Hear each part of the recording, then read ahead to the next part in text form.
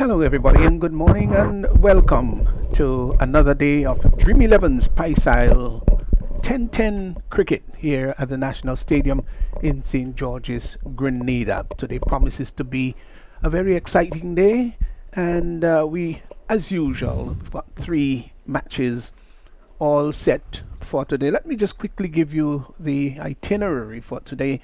First match, we've got Cinnamon Pacers against Ginger Generals. That's going to start. That's our first match for the day. And at midday will be match number 2. Bayleaf Blasters coming up against Saffron Strikers. And then later on in the afternoon at 2 p.m., Nutmeg Warriors will be coming up against Clove Challengers. That's the lineup we've got for today. And our first match we'll be concentrating on is Cinnamon Pacers coming up against Ginger Generals. And we'll go across now to Kerry Frank, and he's going to be with the captains for the toss.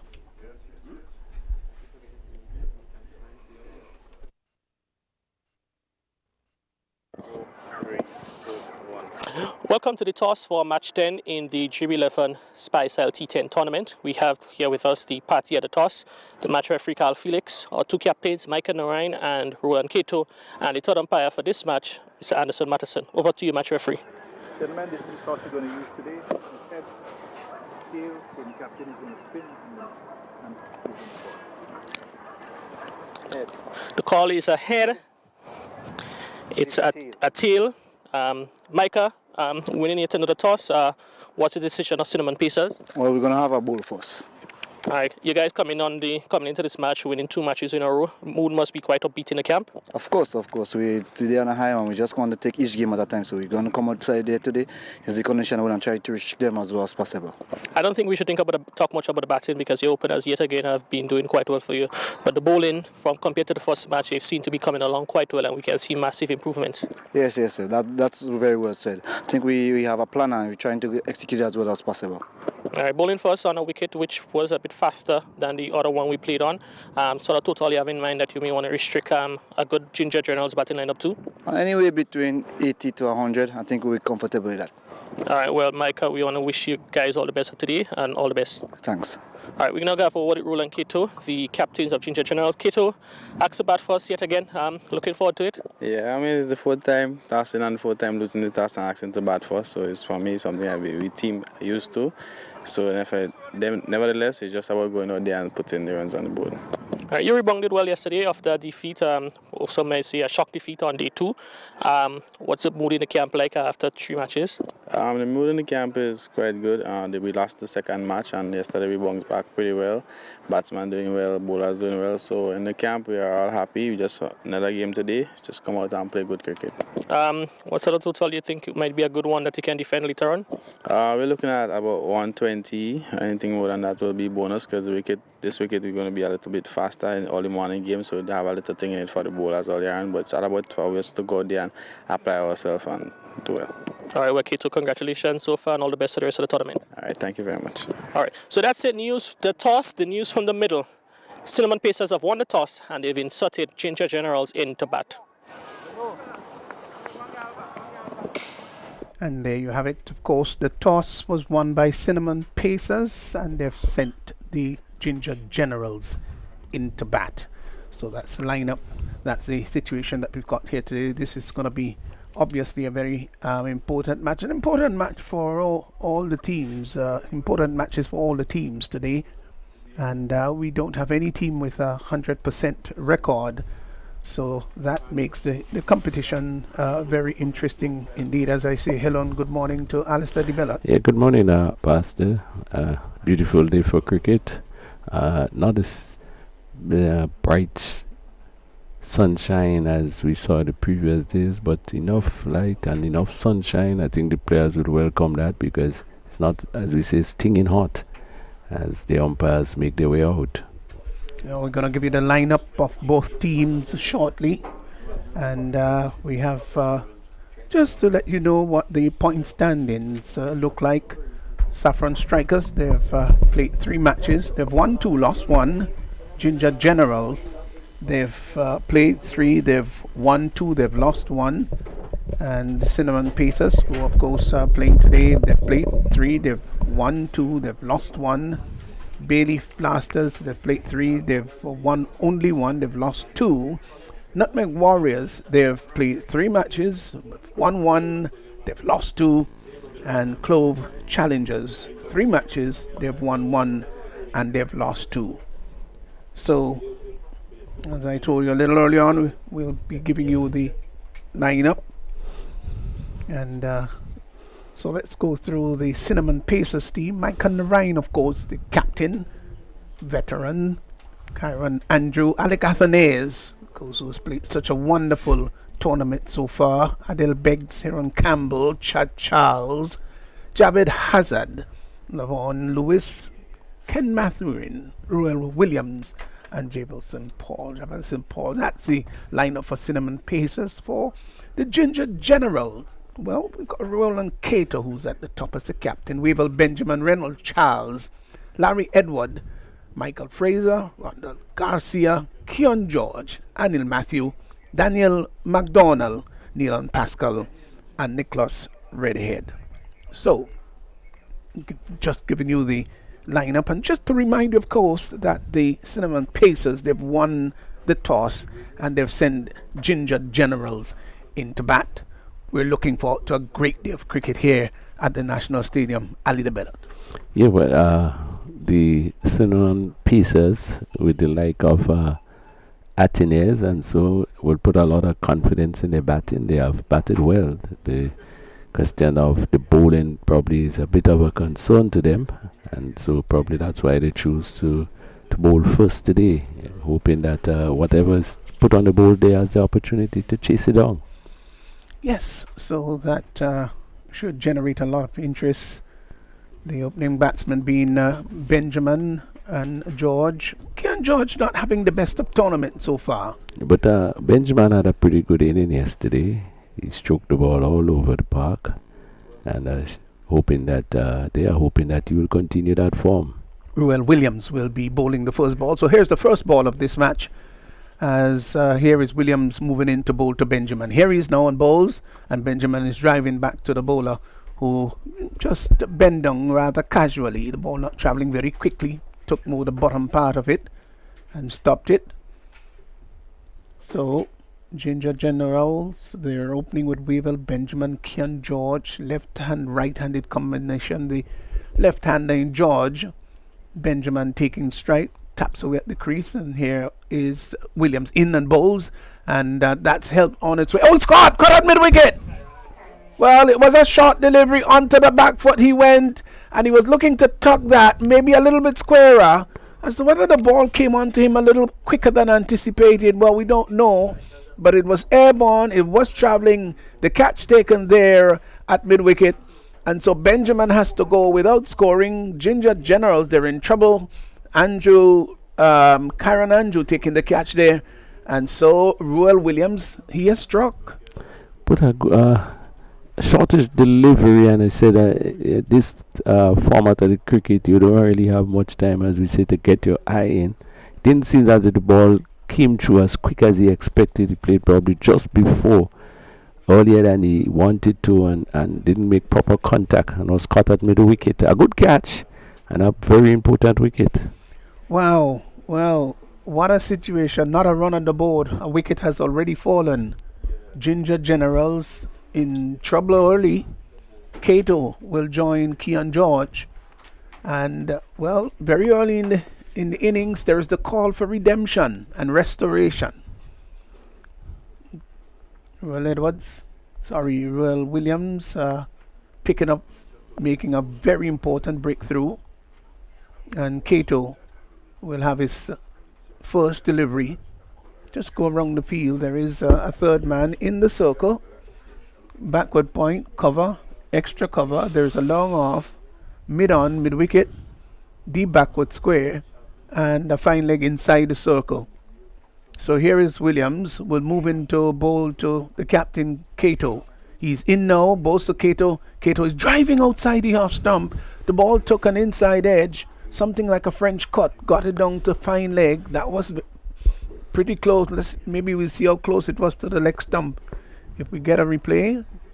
But he was looking to drive. There might have been a little bit of inward movement, and The ball went out to just behind him to find leg. Here is Williams again to bowl to Cato. Cato is locked in defense, plays the ball back along the turf. Bowler comes in rather easily, picks the ball up and goes back. His tail is up.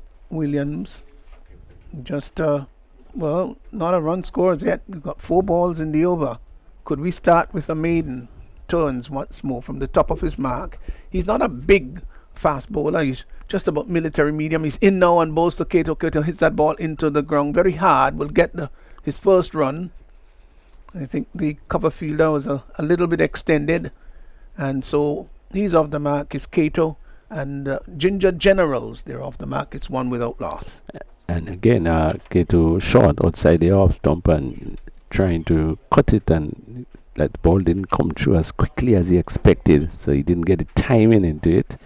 And probably take a look at the surface if it's one of what happened in the previous games, where he seems to be a little bit uneven at the start of the game in terms of the coming through at the ball. Well, George just taking a mental note of the fieldsmen where they are, as he goes into his stands, looks up and sees that Edwards is in. Williams, beg your pardon, comes forward, pushes it out on the offside. They go through for a very quick single. The return comes in, but couldn't stop the batsman. There's Andrew coming in very quickly there from extra cover. The over comes to an end. At the end of it, well, successful one there for Williams. Wavell Benjamin caught Kyron Andrew of the bowling of Williams, and he went without scoring after 1 is 2 for 1. Good first over from Williams. The line and length was on par. He didn't any wide balls, any loose deliveries. The batsman had to be very careful, and he got a very vital wicket of the open batter. And early breakthrough, remembering that he scored quite a bit of runs in the game yesterday, and so it's important for the fielding side to remove him early, and they did just that. Yes, the old-fashioned cliche, every day is not Sunday, and of course Benjamin understands that. I think every cricketer in the world would understand that you've got your day, and there are times, well, things do not go the way that you expect them to go. That's life in general. And that's why I love cricket so much. There are so many lessons that could be gleaned from this wonderful sport. So from the far end will be Javelin Paul, who'll be moving in to bowl to the left-handed George, who is really due for a good score. He comes in now, very long approach, strategic approach, bowls to George, who comes forward, easily and nonchalantly pushes the ball back along the turf for the bowler to pick up on his follow-through. He's got a pretty long run up. Maybe we'll take the opportunity to count the amount of paces that he would get prior to his delivering of the ball. He's pretty extended. Turns from the top of his mark. 1, 2, 3, 4, 5, 6, 7, 8, 9, 10, 11, 12, 13, 14, 15. Outside the off stump. He's on top of a short rising delivery is George, and plays the ball out on the outside, and the bowler comes around rather quickly, seeking to take the ball up. So a dot ball. So it's a pretty quiet start here by Ginger Generals, but they need not to panic, Ali, because a wicket went down very early. No, it's 10 overs, but we have seen quite a lot of runs that have been scored in the last 5, so it doesn't make much of a difference when at the beginning stages that you get yourself in. St. Paul's is in now and bowls down the leg side. I think the umpire would confirm it's a wide. He was looking to help that on its way. Fine leg is in the circle, so it's a dangerous delivery to be bowled when the fine leg is not right back. And if you're slanting down the leg side, very often all you need is a little tickle, and you get it fine, you get 4. And so we have spoke quite a bit about that player inside that circle, yes, there, and the amount of runs that are scored on either side of him. Here he is once more. St. Paul bowls up to mid-wicket. The ball more so to a wideish mid-on rather, and the batsman had time to cross for 1. So George has now gone on to 2. Cato, who is 1, comes in to strike. The total Ginger Generals, they're 4 for 1. Field changing around to accommodate the right-handed Cato. Cato, more of a touch player, doesn't bludgeon the bowling. No, but on his day and when he's ensemble, really could be an absolute delight to look at. Wonderful player. The third man is pushed back on the boundary as here once more is St. Paul's. Moves in now and he's there on balls to Cato. Cato is leaving a wayward delivery outside the off stump alone. The keeper just skips around rather nicely, very smoothly, collects the ball with a nice little soft thud into the gloves. The umpire signaled that that was a wide. One more to the total is now gone on to 5. Extras have moved on to 2, so we've got 2 wide so far for the morning. Williams guilty of spraying the ball outside the off stump. Here is once more. It's 5 for 1. He moves in now and bowls to Cato. Cato gets an even wider delivery. That was far outside the off stump. And they keep having to stretch across to his right. Collects. 1 more to the total is 6 for 1. He totally lost his radar there because the ball actually pitched outside the pitch and went further. And obviously 2 wide balls in the over. Not what you really would like to at this stage. You sort of had the pressure on, you need to maintain it. Yeah, that's right. Needs to do that. He comes in, bowls to Cato. Cato gets a beautiful delivery. There's an appeal for caught behind, gone. Absolute pearl of a delivery. You can't want a better one than that. It touched down somewhere about the off stump. The ball straightened on him. He pushed and prodded it. The ball took a thin outside edge. The keeper took the catch. And in jubilation, everybody went up celebrating. Cato goes for 1. And what a wonderful delivery. And contrasting, because the previous 2 were wide outside the off stump. He got his radar right this time. He got his radar perfect, and that happens a lot in cricket in the sense that you bowl 2 or 3 wide deliveries and the batsmen are not certain what the next one will be. And surely, even when it's not as good as this one, it gives the batsman problem. But that was really a perfect delivery. Pitched, he had to play, it moved a bit, it took the edge. The only thing, it died a little before the keeper, but he also took a good catch. And another very important wicket with probably the top 2 leading batsmen back in the pavilion with a score on just 6. Oh, gosh, I love that delivery. It was an absolute beauty. It was a pearl, a peach, a lovely delivery. One that was able and could dislodge just about any player in the world. It just tells you what a fine delivery it was. So Anil Matthew comes in. They're precariously perched at 6 for 2. Ginger General, as here once more, is St. Paul's. St. Paul moves in and bowls outside the off stump, looking to cut. The ball going under the bat as he sought to cut at that. Matthew, I guess he saw it outside the off stump shot, eyes lit up, and looking to cut that maybe through the cover area. Didn't make contact and has that collecting behind the stumps. It's going 6 for 2. A short delivery like that, you had to go at it. Yes, should have put that away. Here once more St. Paul in now and bowls, and he's driving back past the bowler. Will get his first run. It was airborne, and the bowler on his follow through really tried his best, I would think, to see if he can, whether he could have made that into a catch. Wasn't able to do that. The ball was hit firmly indeed. So he's off the mark. That's Matthew. He's gone to 1. And at the end of 2 overs, it's slow going here by the Ginger Generals, precariously perched at 7 for 2. Yes, 7 for 2. And in fact, the ball did go past the bowler, catchable height, but it would have been probably more than a spectacular catch had he held on to it. Good bowling there from St. Paul. He bowled 2 or 3 loose deliveries, but the balls on target were very well bowled, and a bit of movement also off the seam. And this early stages of the game, the wicket fresh and new from overnight moisture, giving the bowlers some sort of assistance, and they are making good use of it.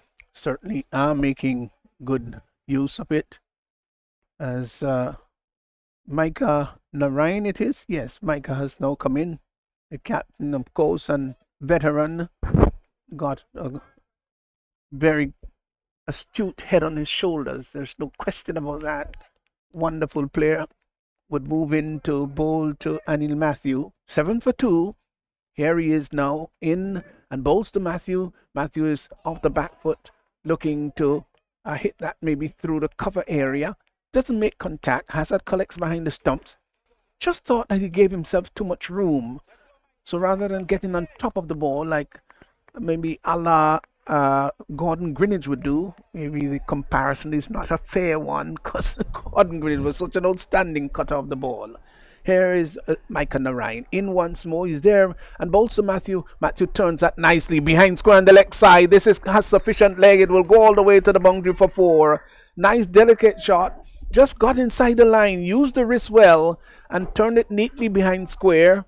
Got 4. He's gone to 5. The total has gone into the double figures. It's now 11 for 2. Well, not the type of delivery Narayan would have liked to bowl. It was a bit short and down the leg side. Of course, there is one deep fielder on the onside, but he's square, and so acres of land between the fine leg and the deep middle wicket, and 4 runs. Narayan is in once more. He's there and bowls outside the off stump, looking to cut.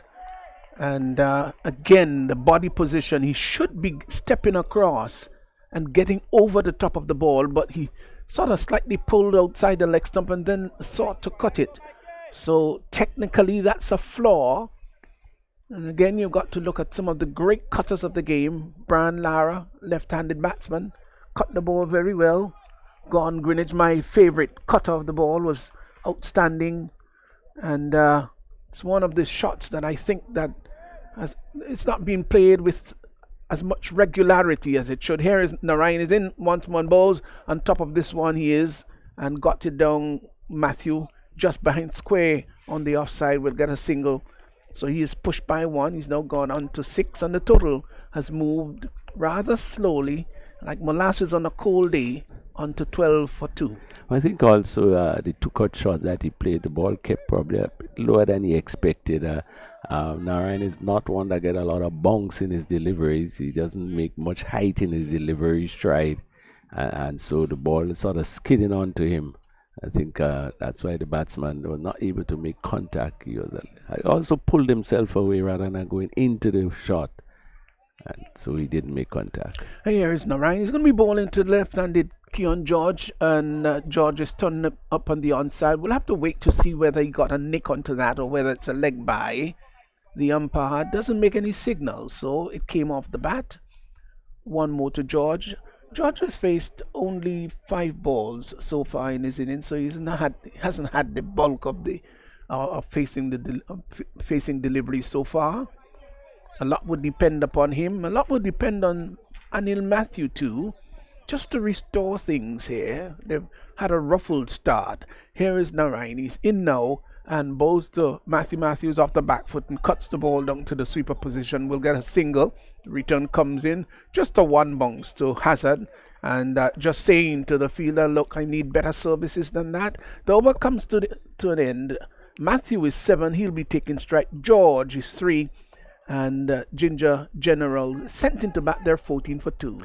Well, it's surely the right decision by the captain winning the toss to bowl first. Like a bit of assistance in the wicket, and his bowlers has responded well. They have kept the ball in good areas, giving the batsman difficulty. In fact, we have not had any one of these launching attacking shots over the top as yet, and that is because the bowlers have kept a pretty good line and length. Yeah, it's so very important, of course, to use the power play in a rather sagacious manner. You've got to be wise as to what you do with it. With the vast majority of players inside the circle, a couple of players outside, you've got to capitalize on the field restriction as much as possible.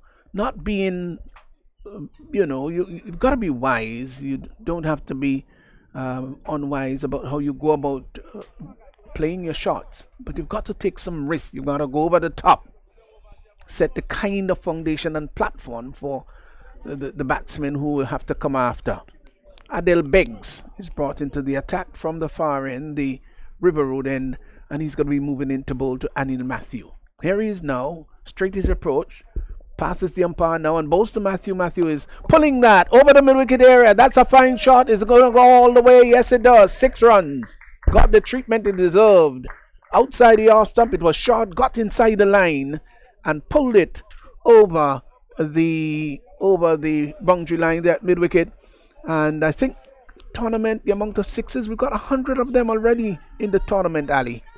Well, that's 106. So great hitting from the batters. But that was a very good shot. It was a short ball and probably got just what it deserved. He did. Adel Beggs would move in again. He hops his way now there and bowls to Matthew. Pulls it again. That's gone. That's gone even further. That's a marvelous shot. Down to backward square.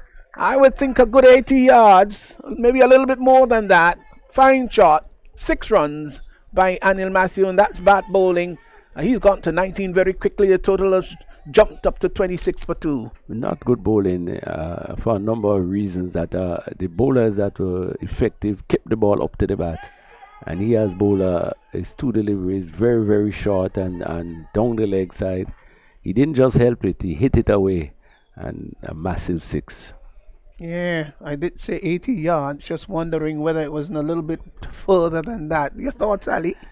I think he would have gone a bit more than 80. Maybe a little bit more than 80. But it was a wonderful shot.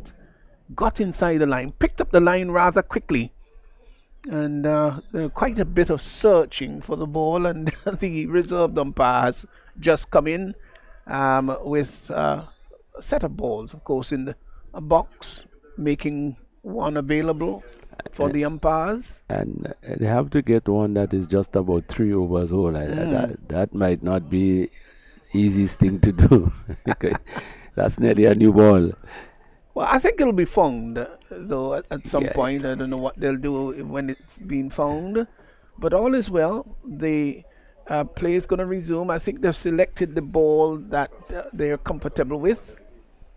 Matthew has gone to 19. 19 of 9 deliveries.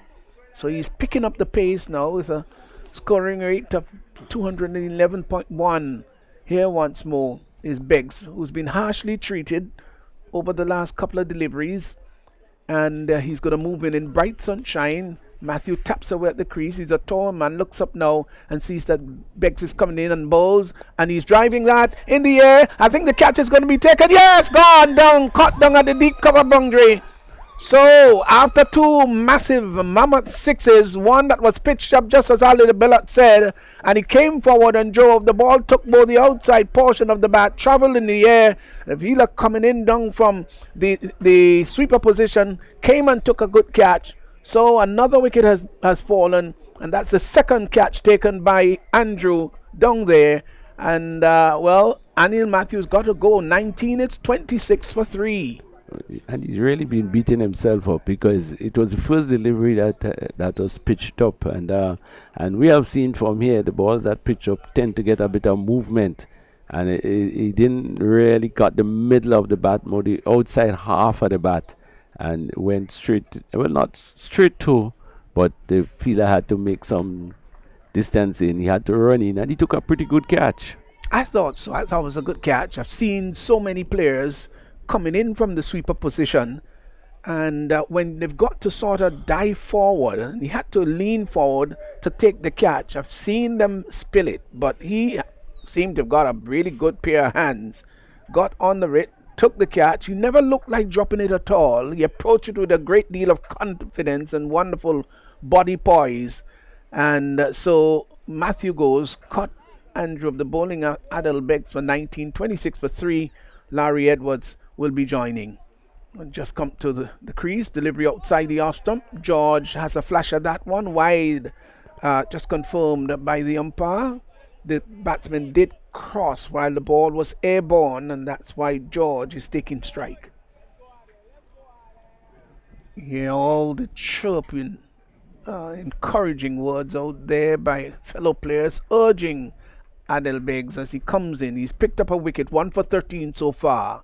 He's there now and bowls to George. George is hitting that down to the mid-wicket area. That's going to go into the boundary. That's 4 runs. Taken from outside the off stump, and left-handedness, bottom-handedness into the shot, and tugged it from outside the off stump. drove slightly through the line, and it went down to the boundary for 4. So he just unloosened a little bit of the shackles there. Keon George, he's gone to 7, 31 for 3. He has been sort of on the other end watching things happening, and he gets his opportunity now. The run rate obviously needs to step up a bit, and he has no other choice. He has to try to hit. He's been the batsman in, and he has to go at it now.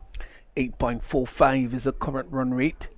So they're climbing steadily, and they'll have to think about that 10 runs per over. Got to think about getting to the 100 mark. Over number 4, last 2 deliveries in the power play. Here he is once with Beggs, bowls to George, who comes forward, clips it nicely down to the deep backward square area. The ball goes into the boundary for 4. Well. There was the deep, straightish mid wicket and the backward square, and the ball was placed between both of them, not really hit with great power. The timing, however, was really well, and 2 players seeking to converge on it. Neither of them was able to get there, and he got 4 runs. Well played. Well, I think they must have probably gotten each other away and left it for each other at some point in time, because someone should have fielded that ball, but it's 4 runs and a good shot. Yes, placed with surgical precision. Here once more is Beggs. He's passing the umpire, bowls to George outside the off stump, looking to cut. And wide signal by the umpire. For a moment it didn't look that wide, but the umpire said that it was a wide. The total has now moved on to 36 for 3. Well, 2 wides, 2 sixes, 2 fours, 1 wicket. Could it be all 2s at the end of this day? Certainly it has been a dramatic over, hasn't it? Here is Beggs once more. He's in now and bowls to George. George opens the face of the bat, glides that nicely down to the 3rd man boundary, and that's 4 runs. I love that shot. I really loved it. He waited, delayed really the shot, and just opened the face of the bat. Look how he did it. Just waited until the last moment, and the failing diving effort there, the short 3rd man fielder wasn't able to pull that back at all, as the ball went down to the boundary for 4. So the over comes to an end. 10 runs per over, that's the rate right now. 40 for 3, and George has gone to 15. And I think that over has put it back inside on the momentum which they need to continue with. Some 24 runs and 26 runs in that over, and a very expensive over from there. He got a very important wicket also, but very expensive. Yes.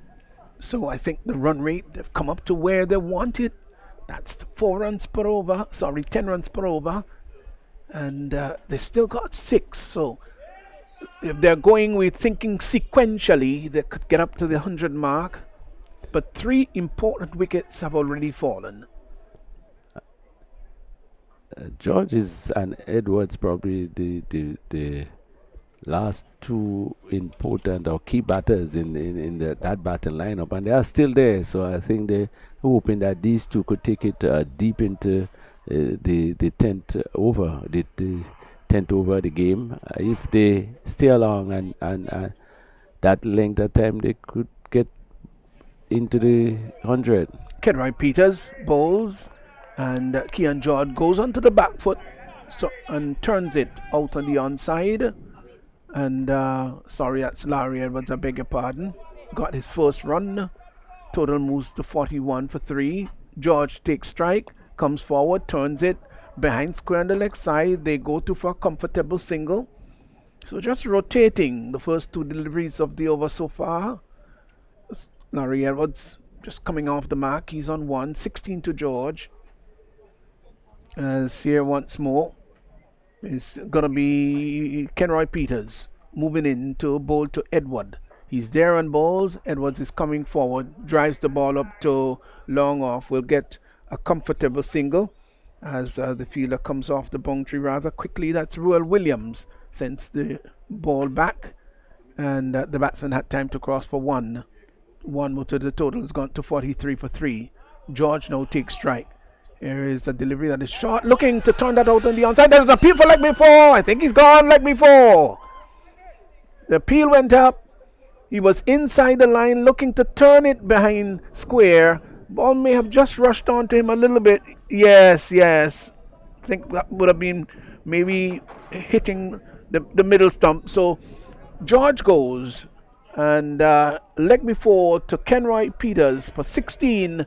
And the Ginger Generals, they've lost another wicket. They're 43 for 4, 43 for 4. And a very important big breakthrough here for Cinnamon Pieces. The batsman was seems to be wandering, and as we look at the replay, the only question there could be height, but he was plumb in front. He was trying to swing it away. Not a bad delivery, probably delivery was too much up for that shot, and missed it, and was a George leg before. Yeah, he should have been onto the front foot and playing that delivery straight. Rather, elected to go onto the back foot. Didn't have sufficient space and time to pull that. New batsman is Daniel McDonald, who's joined Larry Edward. 43 for 4. Not a good sight at all for the Ginger Generals. As here is Peters. Would move in to bowl to McDonald. He's there now. Bowls to McDonald. McDonald is onto the back foot. Turns it down to fine leg. Runs here for him. They've gone for one. Will come back for the second. The return is going to come into the keeper. And not a strong one at all. So wide signal there by the umpires. So McDonald didn't get a nick onto that one. Extras move on. Move by 2 to 8. As here once more is Peters. He's in and bowls. He comes forward rather easily and nonchalantly. That's McDonald. Pushes the ball back along the track for the bowler to pick up on his follow through. And there is no run. Still 46 for 4. As Peters is in once more and bowls. He comes forward, turns it up on the onside. They go to for a very quick single. They get it in the end. So that completes the over. Is there? Or is there one more to go?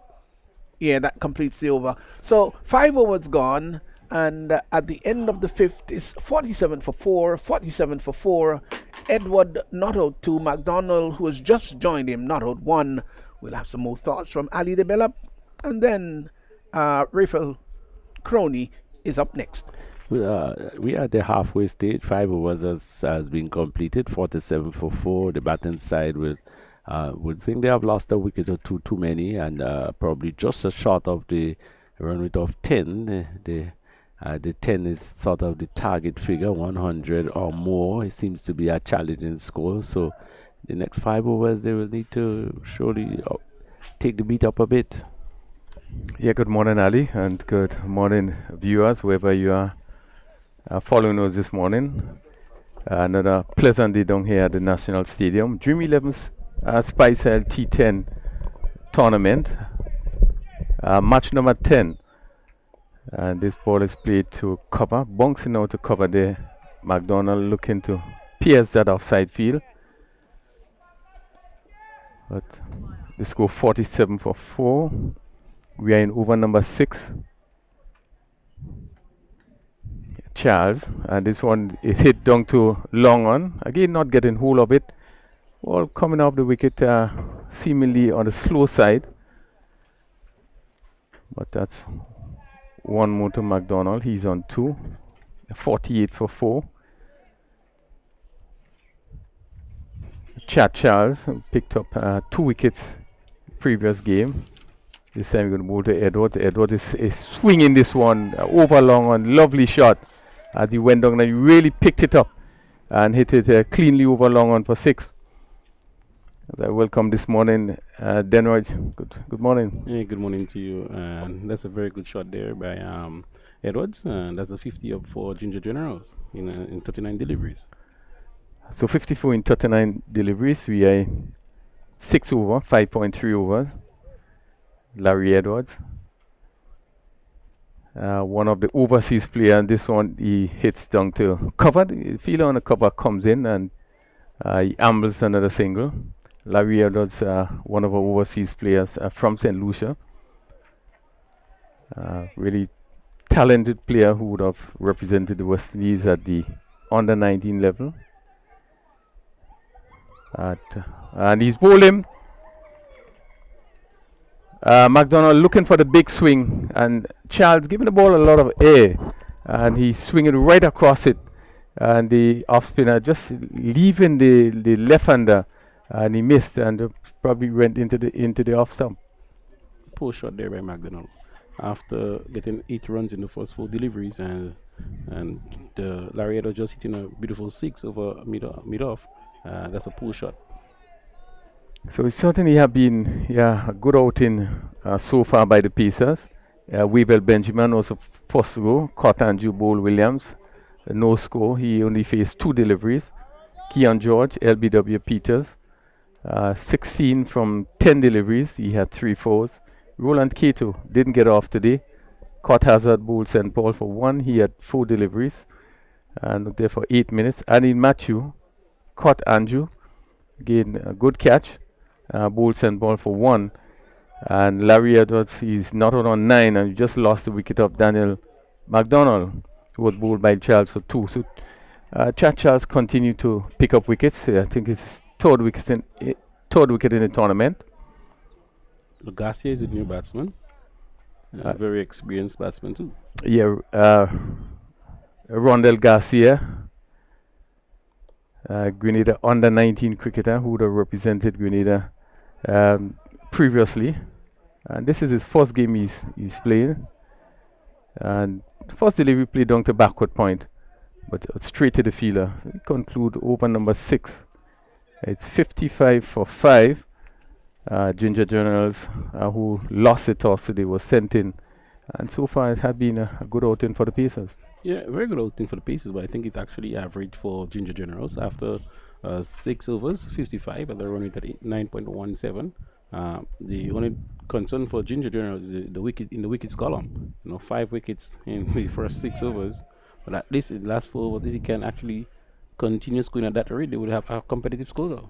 Yes, and that wicket, which is on the eastern side, that's and bad delivery there. Down the leg side, they're going to go for 4 wide as Peters. This first delivery, bowling it way down the leg side, and the batsman, they're just looking to help it around. Made no contact, and difficult take for the keeper, and it went down to the boundary for 4. Yeah, poor bowling there by Peters. I think again as Junior General moving to 60 and actually run it at 10 runs per over. So good going in the runs column. He's just coming around the wicket, outside the off stump, but the batsman allowed it to go through. He's bowling to a short third man backward point, cover on the boundary, extra cover and a long off. He's again short delivery down the leg side, given the right treatment, really a long hop. And the batsman there, Edwards taking full advantage of it and hitting it down to long leg for 4. Yeah, again a poor delivery by Peters. I think about the field. Peters bowled a little bit fast, so I think the middle, the long, there must be a long leg. Finding to be right back, but then again, good batting there by Junior Generals. Yeah, interesting feeling position. There was nobody behind square, so really it was really a free hit. Anything slanting down the leg side, and he really took full advantage. This one is pushed to that extra cover. Narayan, so 1 more to Edwards. He moves to 13. Larry Edwards, who would have really represented the Winnow Ball case in distinction. The last Super 50 tournament, bowled very well. More known for his leg spin. Garcia looking to play down the leg side. Good take by the keeper, picked off the bail, lowered appeal, but again, wide signal by the umpire.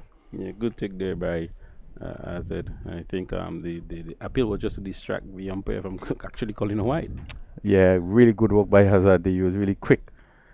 Again, this ball strained down the leg side. Not the best over from Peters. Umpire Rupert Holas.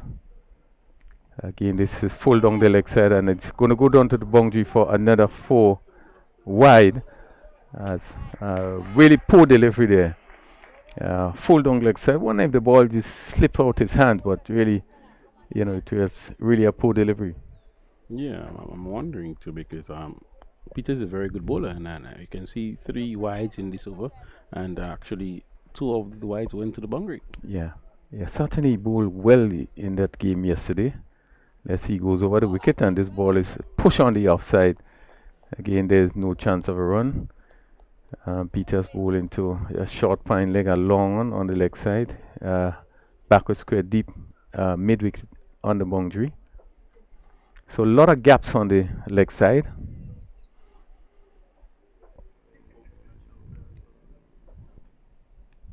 As wearing the number 36 shot, and this ball is played down to backward square position. The short finally had to move quickly to his right. So that's one more to Garcia. He's actually off the mark, Garcia. 72 for 5. So the score really would have picked up in the last 2 overs. Some adjustment to the field. Narayan just going a little deeper that extra cover or mid off wide. And Peters comes around the wicket. In his first over so far gone for 24. And this one comes off the edge, goes straight to the fielder at short third man, who takes a simple catch. And really Peters coming back at the end of the over and picking up the important wicket of Larry Edwards, looking to drive, and he took the outside edge and went down to that short third man, who picked up an easy catch. Yeah, very good bowling there and good catching there by Heron Campbell at the fine short third man. And I think again Ginger Generals are losing a lot of wickets and very at crucial time. Well, just when we thought that they was seemingly getting back there, the over was a good one. They had 24 runs in that over. Certainly was a good over for the General. And that last delivery there, Edwards, I guess looking to pierce a gap between that the area between short third man and backward point. It came off the edge, and Campbell coming forward and take a very good catch. Well, with 3 overs to go, I think if you maintain that run rate, they definitely couldn't get over 100, at least about 102 runs thereabout. And again, they need to ensure that they bat the allotted 10 overs. So Neil and Pascal comes in to join Garcia. Pascal, who would have represented the West Indies. Test match for the West Indies. This one is played to mid wicket by Garcia. Atana's on the boundary. He just comes in quickly. So one more to Garcia. Neil Pascal, former West Indies fast bowler. He's known for his bowling rather than his batting, but I know he's a actually good hitter of the ball. And if you get a good cameo here from Pascal, Ginger Generals can actually score a very good competitive total. Yeah, experienced cricketer. This one is hit in the air. Someone is going to get to it. It goes straight to cover and it's dropped. Really a bad miss there. As that ball went into the air and the fielder there looks redhead.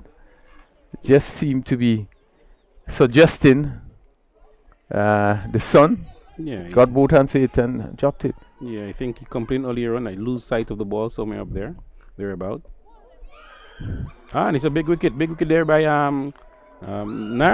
Bull Garcia looking to play on the onside, and it was bowled through the gates.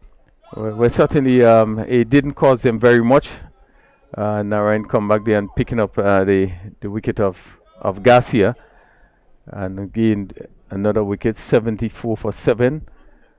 Ginger Generals continue to struggle as the Pacers really taking full advantage of the start they had today, picking up regular wickets. Yeah, they are actually picking up regular wickets, but there are some huge overs that actually get Ginger Generals back into the game.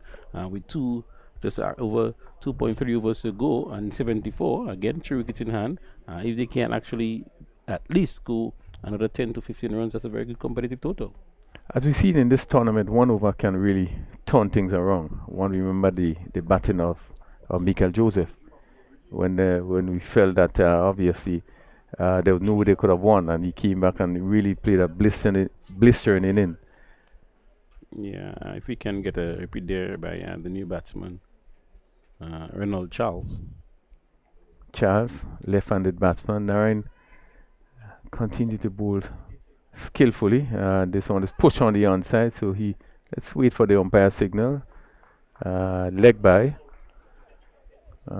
Narayan, who has really shown that he used a lot of guile, a lot of variation, and that delivery that he got, Pascal was a really Garcia, really good delivery, slow delivery, and I don't think he picked it up.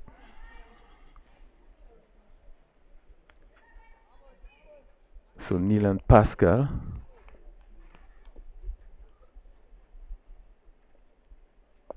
For this delivery, he's stroking again, not timing, ball right up. Again, good bowling by Narayan, who really continued to demonstrate he's the sort of bowler that you need to look at really carefully. Yeah, Narayan is very good bowler. Made subtle changes in his bowling action and also the pace, you know, and get much the difficulty in batsman hitting him away. So the left-handed Reynald Charles as Narayan goes around the wicket. He's up on bowl, and this one is driven again. Not getting hold of it again. Slow delivery that went down to long on, and again he ambled another single, and which completes over number 8. Ginger Journals after being sent into the bat, they are 77 for 7. Yeah, so 77 for 7 at the end of over number 8. We still have 12 legal deliveries to go. 77, running with 9.63. I think Pascal and Charles need to actually maximize the next 2 overs. Yeah, they certainly should be still looking to get just around the 100 mark. The last wicket fell at 74. Garcia, Bull Narayan for 2. Williams it is pick it up from this northern end. But again, no time in there from Charles. The fielder coming in from mid wicket. One more to Charles. Knowing Pascal will definitely look to go attack Williams here, and he was given a life earlier on, and I think he would look to hit Williams. I know, knowing Pascal, for at least a boundary or the maximum. They would want to take advantage of the last 11 deliveries in the over. So Pascal is driving confidently down to long on, and easy single. Williams in his second over so far going for 3. 4 runs in his second over, so he certainly had a very good over. His first spell. His first over actually started off very good for the and Charles again is driving down to long on. Atenes comes off the boundary, so one more, and important. Williams is keeping the ball right up. Ginger Generals, they have played so far. This is the 4th game, 3 games, lost 2 and win 1. So they really would really love to win this encounter this morning. Pascal, another good delivery by Williams, right up, and you can see that variation there. So yeah, see again Pascal looking to play on the offside, but was beaten. Yeah, beaten in pace there. Good variation there, good slow ball there by Real Williams. He continued to keep very tight as he's up to the wicket. Boulder Pascal again pitch up, and Pascal is swinging again, making no contact. A little bit of a movement there from this delivery, just seeming to move away slightly. Yeah, Pascal looking to hit that on the leg side. If he decided to hit that ball straight, he would have actually get maximum for the shot, and that ball was actually in the slot. It's so much safer to hit straight and they hit across. As full to the bat, hit down to that goes over the fielder at wide mid wicket, and dropped just one bounce in. See, umpire now signal 6, so he's probably just seemed to go over the rope, or see, just not. Umpire just trying to make sure there that ball went very close to the boundary. Yes, it went over the boundary for 6, and really, I think the fielder on the boundary really should have been right back. He was not right back, and really had to jump, misjudged it, had to jump, and it just went over his head for 6. Yeah, Karen Andrews is a very good fielder. I think he misjudged that ball there, and hence the reason that the ball went over his head for 6 runs. 103 sixes being struck in the tournament. With a welcome 6 for Ginger Generals, they moved to 86 for 7, and still 1 over to go. So I get the match with 3 wickets in hand, Crony. I think Charles and Pascal needs to actually go and try to score as much as they can in that over. Yeah, they certainly will be happy to get 20 in the last over. Javid St. Paul bowl his second over, his first over going for 5. And he's going to come over the wicket to the left-handed Charles. Charles on 3. Again, he's moving down the track to, and this ball goes outside the off stump. No contact.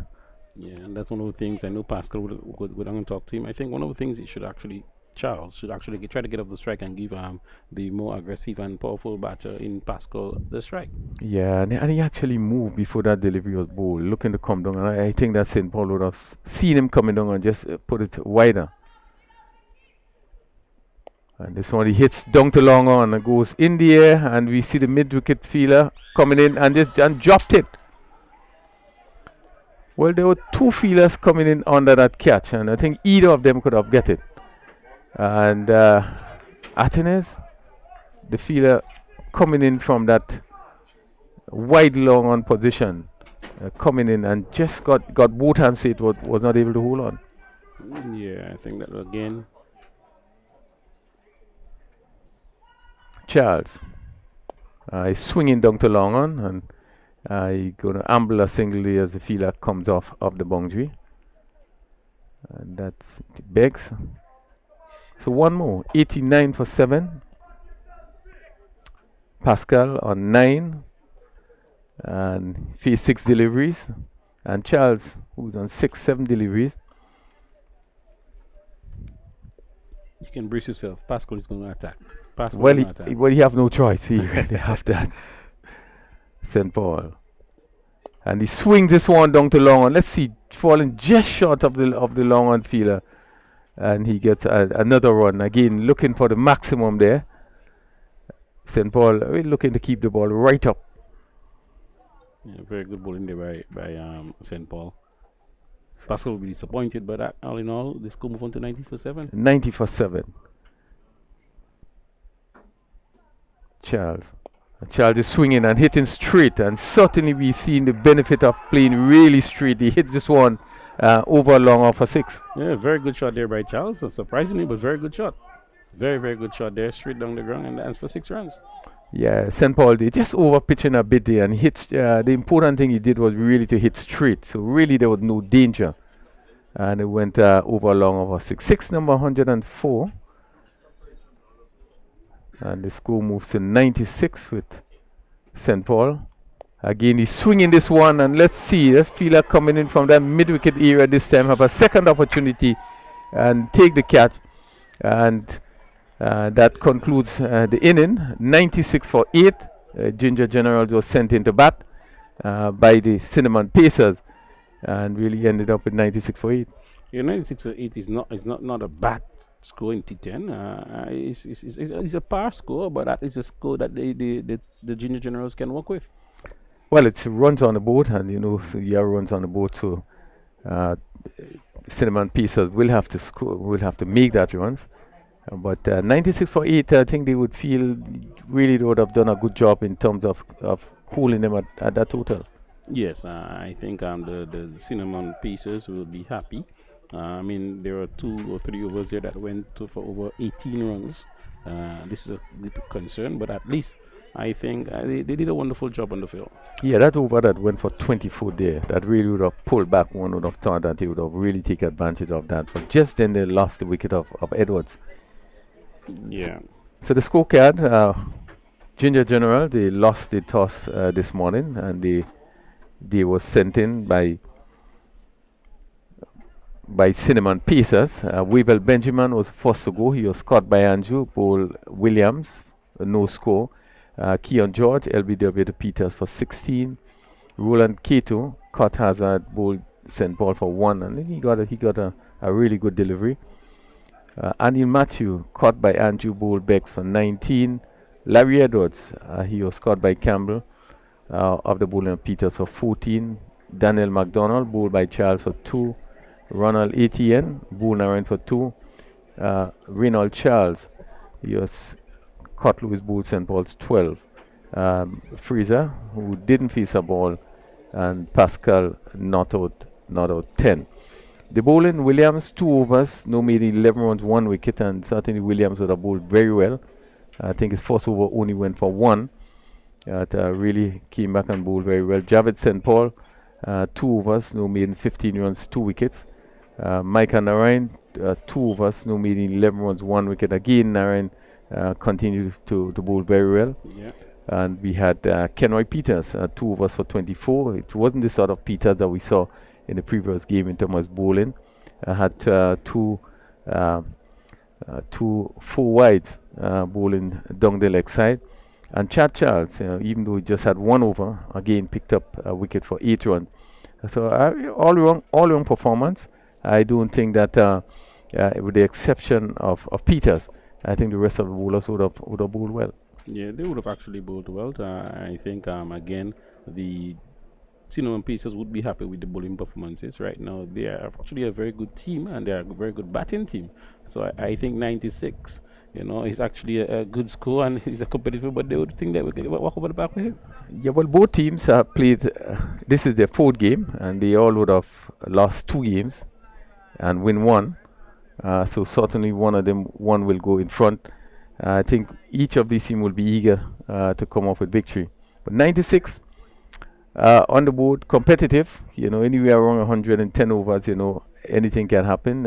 Early wickets, it will be important for Ginger Journals to pick up early wickets. But one more speak of the batting of Alec Atenas. He certainly has been excellent. Really splendid batted by him in the game so far. Had scores of 66, 36, and 73 not out, and really he have been showing really great, tremendous brilliance. His stroke play, his timing, and it's one of the players to look at. Yeah, and I think that would be one of the big wicket that the junior generals want to get first up because he would open the baton. Atenez actually is a very good batsman, very talented batsman that actually uses his head and know how to find gaps. Not really a powerful hitter, but a very good timer of the ball. Yeah, and it's so important. You made a point about batsman know how to use his head, and this is so important in the game. In that you have to think, and certainly he's one of the players that is very focused and is very disciplined. And as you said, he's not a big guy. He's not a big hitter, but yet he scored very quickly and very good cricket shots. I think his timing is really one of the standouts in his batting. Yeah, immaculate time of the ball, and I think again that we're looking forward to see some great inning again from him. It's a new innings. We'll start from 0 again, but actually we can await some great shots by Atenes. Yeah, well, certainly we are in for some really interesting games today. We have just seen the first team, and we expect it to be really competitive, really interesting. If Athens is going to get off, we know what can happen in very quick time. So we await the response of Cinnamon Pacers. They need 97 for victory. And we're going to take just a short break, and we will be back with you in just about 2-3 minutes to resume to see the chase of Cinnamon Pacers trying to get 97 for victory.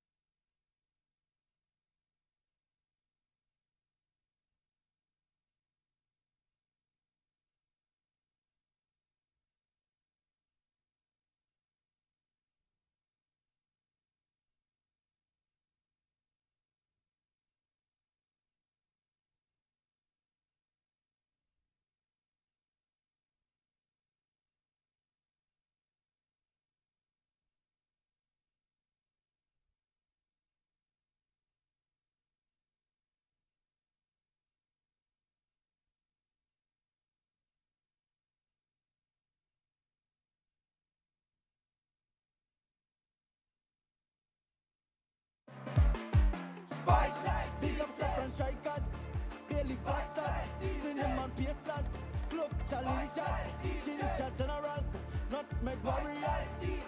Hey, oh gosh, I can't wait for T10.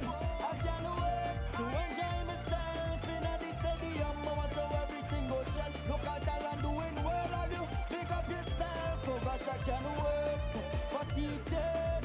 I can't wait to enjoy myself in the stadium. I watch how everything goes shell. Look at Thailand doing well, pick up all yourself.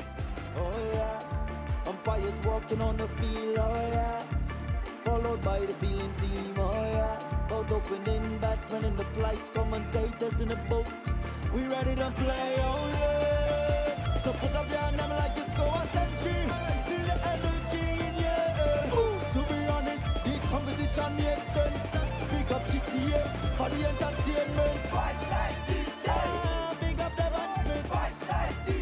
And Sherman Lewis. Milan Pascal. Oh gosh, I can't wait for T10. I can't wait to enjoy myself in the stadium. I watch how everything goes shell. Look at Thailand doing well, all you pick up yourself. Oh gosh, I can't wait for T10.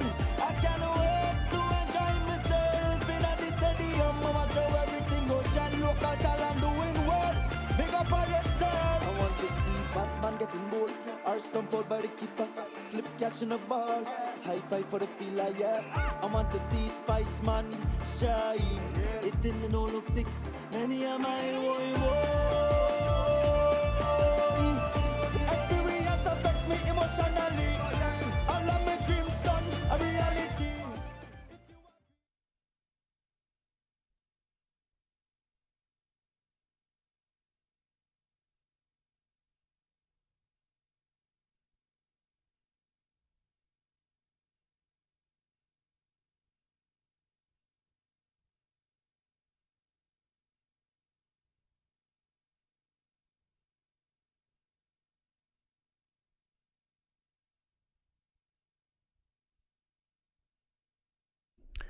Well, the Ginger Generals, they scored 96 for 8. We're going to get ready now for the response. And response, of course, of Cinnamon Pacers. Can they overhaul this total of 96? And all is ready. This is the first match in the triple header. Arthanez, who has really batted so very well in the tournament so far for Cinnamon Pacers, opening the innings with Heron Campbell. So it's going to be a very interesting tussle here between these two. And picking up the bowling today will be Nicholas Redhead. I just love his approach. He's a tall, fast bowler and really loves his game. Beautiful approach to the wicket.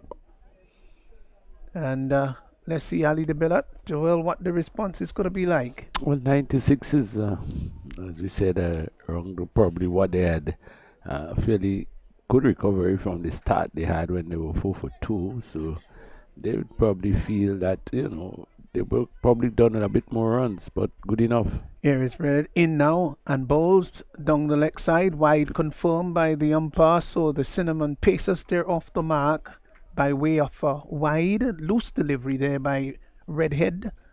And keeper just going across to his right, collects the ball. So Pacers, don't forget, 96 for 8. Ginger Generals, they've got 97 to win. Here is Redhead, would begin to move in now, past the umpire, and bowls to Arthanez, who is getting one outside the leg stump again. Signal a wide by the umpire, ball slanting down the leg side. Arthanez was just getting inside and maybe looking to tickle that down to fine leg.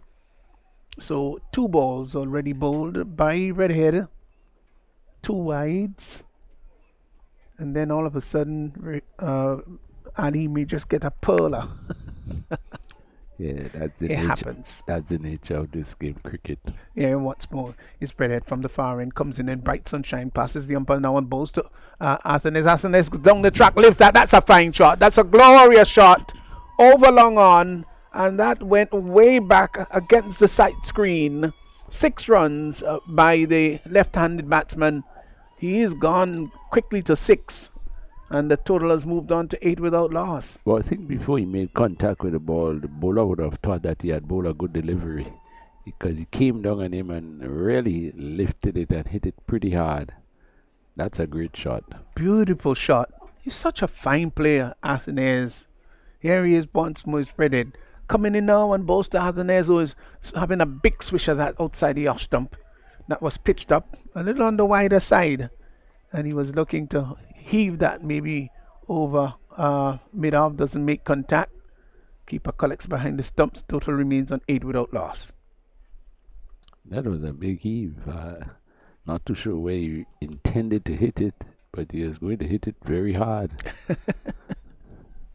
So here he is once more from the far end, redhead, and begins to move in again. He's there now and bowls to the batsman is Athanes, who comes forward, opens the bat slightly, gets the ball out to squarish cover. Can't pierce the cover field. And another dot ball. Total remains on 8 without loss. We had a couple of wides in the over so far. So, in essence, 5 balls have already been bowled. 2 illegal deliveries. Goals had to be bowled over. Athanes taps away at the crease. He's a small man. Here's Redhead now. In and bowls to Athanes, who is coming forward and drives the ball to the left of cover. Thought about a single for a little fleeting moment, but the ball was travelling much too quickly. Couldn't pierce that offside field. He remains on 6. The total remains on 8. Nicholas Redhead goes back, rather pensive. There's a third man right back on the boundary, and then there's a deep mid wicket fielder, both right back on the boundary. Those are the 2 men allowed out. He is once more. Redhead bowls to Athanes off the back foot and cuts that behind point for 4. And he did it with such confidence and disdain. Shot outside the off stump, onto the back foot he was very quickly. And he hit that behind point for 4. What a wonderful shot. He's gone into double figures. It's 12 without loss. Not much space between the third man and the backward point, and neither of them had a chance. Really beautifully executed by Athanes. Yeah, it was quite a glorious shot. And he hit it between the third man and backward point. Here he is once more. He's read it in and bowls to Athanes. Athanes opens the face of the bat. And in a very nice, beautiful, cool, calculated manner, taps the ball down to third man, gets a single. He's gone on to 11, and the total after over number 1 is 13 without loss. A healthy start by Cinnamon Pacers. Yeah, well, they needed just under 10 runs at over, so they are in line with what they set out to do. 13 runs, no risk. Beautiful shot by Athanes, and once he's there, I think the confidence level will be pretty high from Cinnamon Pacers. He's a very good batter. He's probably the leading run scorer in the tournament, and so a lot of hopes and will be put into his performance here now in order to win this game. Yes. We talked about his batting and his consistency so far, and every innings that he bats, you could see him oozing with confidence. Lovely player. I think he's a player for the future, quite frankly. And if he continues to play a lot of cricket and play it with consistency, then he might just be catching the eyes of the selectors. He's a little player, but that doesn't say anything really about his potential. Larry Edwards will start from the northern or Dabo end, and he's going to move into bowl to Athanes. He is there now and bowls outside the off stump. I think Athanes tried to hit that too hard. In the end, the ball is hit hard into the ground, dribbled out on the offside, and the keeper from behind the stumps just comes, picks the ball up, and sends it back to the bowler. Here is Larry Edward once more. In and bowls to Athenaeus, who is coming forward, looking to turn that maybe down to mid wicket. The ball hitting, not the portion of the bat that he really wanted to, more the inner portion, and the ball went back to the bowler. The bowler himself might well have been surprised that it came back to him. Ball in the end going down to long on. And probably that's why he didn't feel it, because the batter didn't really try to play there, and that's one of the things about cricket. No intent to play it back to the bowler, but it went there, and the bowler himself was caught in a bit of surprise. That's correct. So it's once more Edwards will be bowling to Campbell for the first time. Short outside the off stump. Oh, he hit that hard. Back to the bowler. The bowler had to hurry as the ball came back at him at lightning speed. Just managed to knock it down, and then it ricocheted to his right, scrambled across very quickly, preventing the batsman from scoring a single. Edward again bowls to Campbell. Campbell hits that straight, fine shot, 4 runs. There's no question about that. From the moment it left the bat, we knew that it was going to be 4. I called it early because he hit it straight as a pipeline. Let's look at that now, right over the bowler's head. And though there is a long on and a mid-off, neither of them was able to cut that off. He's off the mark, gone to 418 without loss. Edwards is in and bowls to Campbell. Campbell is off the back foot, pulls that down to the mid-wicket area. There's a fielder station right down there. The return will come into the non-striker's end, and they amble a single. So one more to his total. That's Campbell. He's gone to 5. And the total is pushed on rather merrily now to 19 without loss. The left-handed Athenaeus now comes into strike. Little change to the field. The fielder, which was right down on the boundary, because it's left-handed, now comes into the circle area. So there is a third man, backward point, extra cover and a mid-off. In now, Edward bowls, and Athenaeus is off the back foot, just turns it in front of square, just to the right of the square leg umpire, and would get a comfortable single. Takes his total now to 12, and Cinnamon Pacers that moved on. He's gone to 13 rather, and the total has gone to 20 without loss. Pretty good over there from Edwards. 7 runs. Spinner opening the bowling. He has bowled pretty well throughout the tournament. He's his left arm. He bowls around the wicket. He gets the ball to come into the right-hander, which creates a bit of problem, because more often than not you find the left-handers bowling there, gets the ball going away from the right-hander. And so he has been one of the top bowlers in the competition, bowling pretty well. Well, I think it's going to be who are they going to be coming in with there? Is that Pascal? Looks as though he's going to be bowling from the far end. Which is where he has bowled his first spell most of the time, from that southern end. Yeah, and gets the ball to move away from the right-handed batsman, but he's bowling to left-handed Athenaeus. Short delivery. And what would the umpire say? The umpire would say that that's wide. And wide in terms of height, that is. So one more to the total. It's now gone on to 21. Aggressive start there by Pascal. Dropped it short. Athenaeus, already a short man, didn't have to go under it because it was way over the batsman's head. Goes back, moves in once more. Is Pascal in and bowls to Athenaeus, who is coming forward. That will go down to the fine leg boundary for 4. As to whether it hit the pad or off the bat, we'll have to wait and see. Now confirmed that it was a little tickle outside the leg stump, and Athenaeus just got inside the line and tickled it nicely. The ball went very quickly down to the fine leg boundary. 4 runs to Athenaeus. He's now gone on to 17. It's 25 without loss. Good shot. The field placing.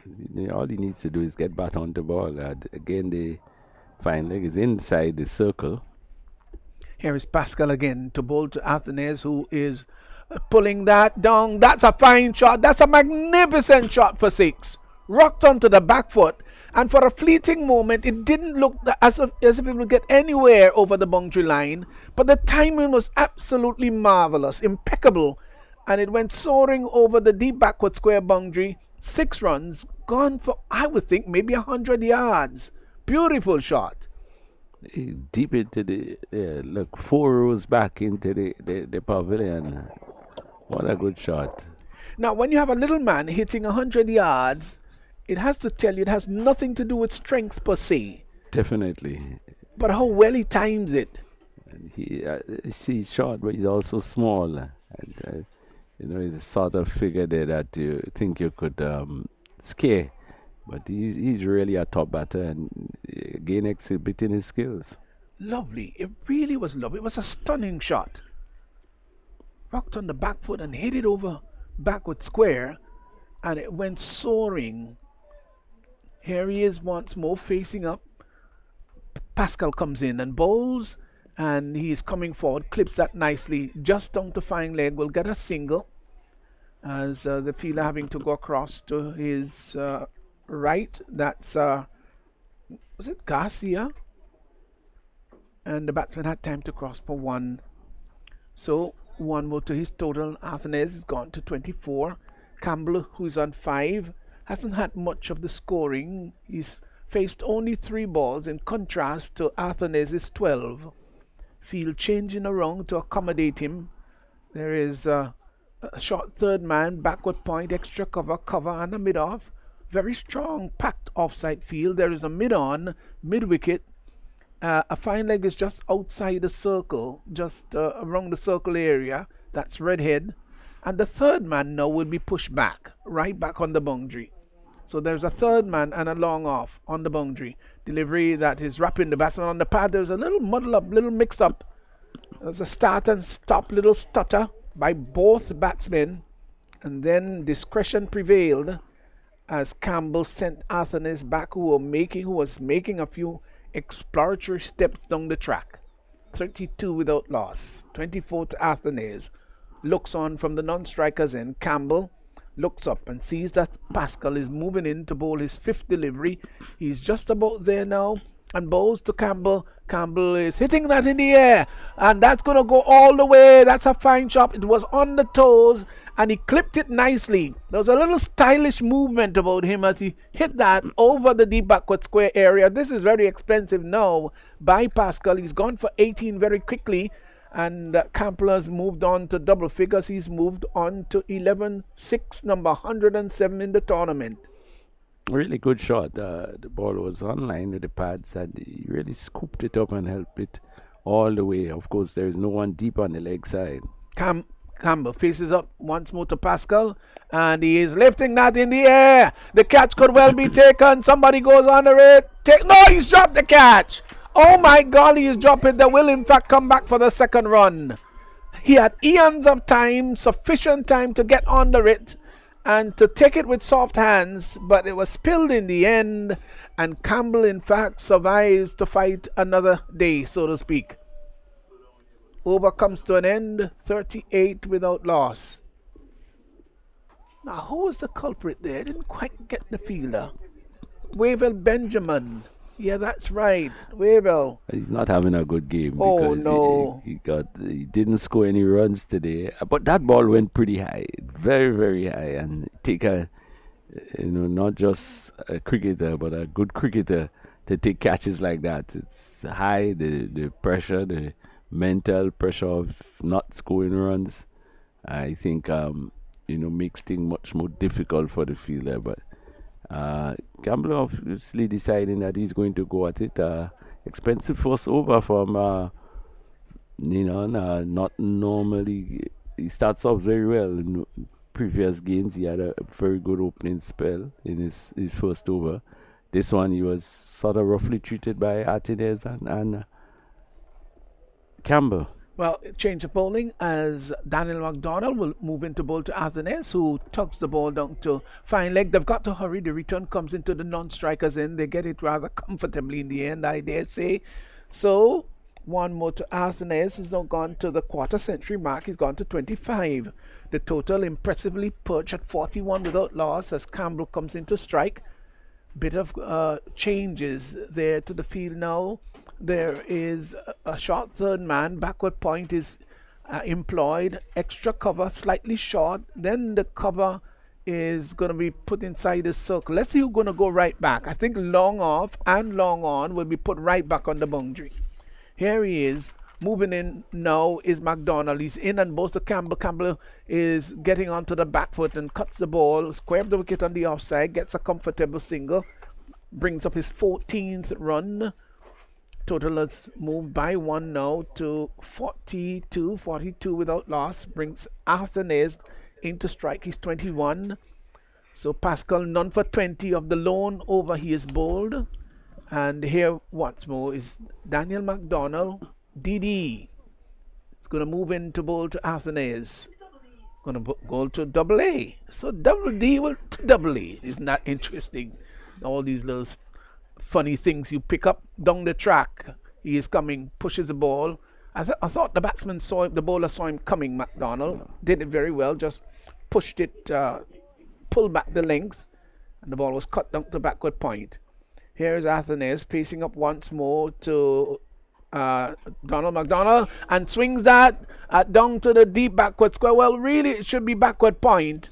One wonders whether that catch should not have been taken, but he just switched the hit, so to speak, and tugged it around just to the left of the fielder, who made a real despairing dive to pull up a catch.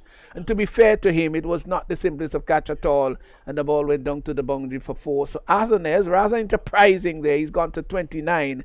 Total has moved on to 46 without loss. And that reverse shot also could confuse the fielder, because it takes a while to realize it's that direction the ball is coming. Shot delivery outside the awesome fine shot, 4 runs. Glorious. Absolutely marvelous.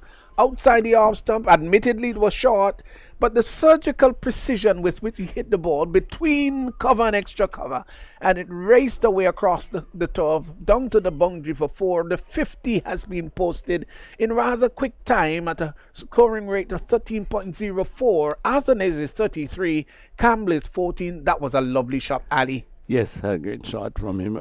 We speak quite a bit about his batting ability, but you have to look at also the field placing there, because there's only one person on the boundary within the first 4 overs.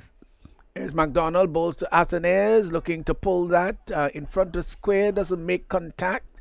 The ball dribbles out on the onside for the keeper to come around and Matthew to pick it up. The over comes to an end. At the end of it, they're really going at a rather galloping pace. 50 without loss. Cinnamon Pacers. Arthur Nays is 33 and Campbell 14. Once again, Arthur Nays continue to bat well here. Just a bit on that reverse. It is a reverse swing. He has to be probably a pretty good left-handed batsman. Well, the great amount of innovations. We used to talk about the reverse sweep. The first person I saw did it, though, was Gordon Greenidge, playing in England. It was the first person I saw in international cricket doing the reverse sweep. This was not much of a reverse sweep. It was more like a reverse pull, if you want to put it that way. And it went what turned out to be behind backward point and down to the boundary for 4. So they're on the required run rate is just 7.83. So they're scoring very well. They've not lost a wicket at all as yet.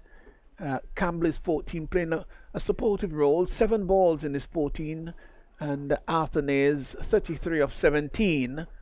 So both of them, the scoring rate is right up there. And that final delivery would have been a bit disappointed that he missed out on it, because it was short and it was into the body. He swung but didn't make contact. So it's going to be up from the top end.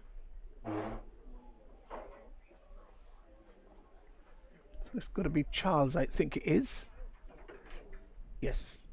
Here he is, Ronald Charles bowls, and Campbell opens the face of the bat, glides the ball down to backward point. They will come back, squarish cover rather, will come back for the second run. They get 2 quite comfortably. Campbell has pushed on now by 2 to 16, and the total has gone to 52 without loss. Here's a delivery that is looking to pull from outside the off stump of the back foot. This Campbell. Ball cannons into the pad and just dribbles out on the offside. No runs, dot ball. Campbell once more faces up to Renald Charles, who is there and bowls And he is lifting that over mid wicket. That's gone for 4. I think maybe just dropping inside. Let's see what the umpire would confirm. Confirm what I declared. 4 runs. Tugged it from outside the off stump. And the fielder down at long on really didn't have any chance at all to cut that off. And Campbell has now rushed on to 20 of 10. 56 without loss. They're making easy meal of this, Ali, aren't they? With the 2 good batters, and they are going after it, not restricting themselves. The bowling is not that bad, but I think the batting is excellent. Campbell looks up and sees that Charles is coming in. He's there and bowls, and he hits that down to long on. Fine shot. That's 6. Easy like winking. He got to the pitch of it and lifted it down to long on. And from the moment it left the bat, he knew that was going to be 6. The fielder down there at long on just looked at it rather helplessly. Could do nothing more than look at it. And the ball travelled over the boundary line for 6. He's gone to 26 now, Campbell, catching up there with Arthanaise. Total has gone to 62 without loss. Charles bowls, and he comes forward and hits the ball down to long on. Will get a comfortable single. They trot the single, and he gets his 27th run. Brings the left-handed Arthanaise into strike. So Charles gone for 13 already in this over. Will move in to bowl to the left-handed Arthanaise. Here he is now. In over the wicket. Left-handed bowler. Driven up to long on. And they just amble a single in a rather casual academic manner. Over comes to an end, has it? Yes. Yes, so the over has come to an end. Arthanaise is 34. Campbell is 27. 64 without loss. 64 without loss. They require further 33 of 30 balls. That's a very simple, easy equation for the Cinnamon Pacers. More thoughts from Ali de Bellat and Raphael Crony is up next. Yeah, I think 5 overs, 33 needed of 30 ball. The batter side has surely now Cinnamon Pacers took control of the situation. 2 good batters, Campbell and Arthanaise. Arthanaise 34 of 18. Campbell 27 of 12, 64 without loss. I think the batting side has now in the ascending. Yeah, most definitely. Really has been a blazing start by Cinnamon Pacers. 64 without loss in 5 overs. And we have certainly seen some high-class batting. Alec Altanas 34. So he really continued to score runs. Has been the run machine for this team. And he's hitting this one down to long on. And the fielder comes quickly off the boundary. Larry Edwards. So that one more to add to Atenas. It's 65 without loss. And certainly we have seen really some tremendous batting. Yeah, tremendous, excellent batting there by both Campbell and Arthanaise. The right-handed Campbell in strike. Again pushed down to long on. And the fielder comes off the boundary. So one more and doing it rather easily. Arthanaise on 35 from 19 deliveries. Campbell 28 from 13 deliveries. And he's back and hitting this one to backward point. He's looking to beat that gap there. Probably just needed to get a little bit finer. The fielder at backward point feels. McDonald. And this pull to the bat, hit down to mid wicket, and it goes down to square leg. A reforced sweep there, and we have seen that shot being played so often by Arthanaise. Really seemed to be confidently in control of that shot. It was full, and he swung it from outside the off stump over square leg down to the boundary for 4. Getting very good shot there by Arthanaise, and it seems so anytime he plays this shot, he's always getting connecting. That means his eyes is very always on the ball, and very good execution there by Arthanaise. Yeah, really, really good shot. And he really continued to really impress everyone with his batting. 70 without loss, and we are in the 6th over. Really good start. This one, he looking to play down the leg side. Appeal just seems to have taken on the pad. It was right up. Certainly he's trained down the leg side. 70 without loss. Cinnamon Pieces needing to get 97 for victory.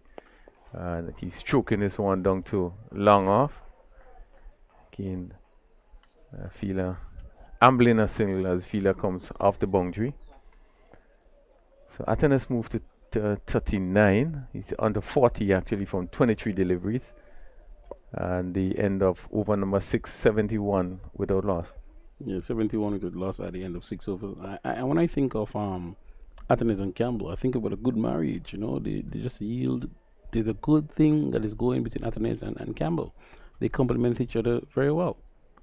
Yeah, you're right. You're right. Certainly, Campbell, right-handed player, and Atenas left-handed. Speaking to the coach this morning, you're saying to me that Atenas, who we also know bowls, right, and he decided he does not want to bowl. He would concentrate on batting, and he has certainly been leading the batting. Yeah, he's the leading run scorer in the tournament so far, and you can see that he's concentrating and playing very rather selective on playing shots. Yeah, well, after 3 games, his 180, he averaged actually 90, having 1 not out in that inning. Fraser, it is short ball hit down to backward square over the long leg boundary for another 6 by Atenas. Bad delivery and really give it a full treatment, and he hit it down over that long leg area for 6. As was said, easy pickings there for Atenas. With a short delivery outside the leg, someone just to sweep down to the legs for 6 runs.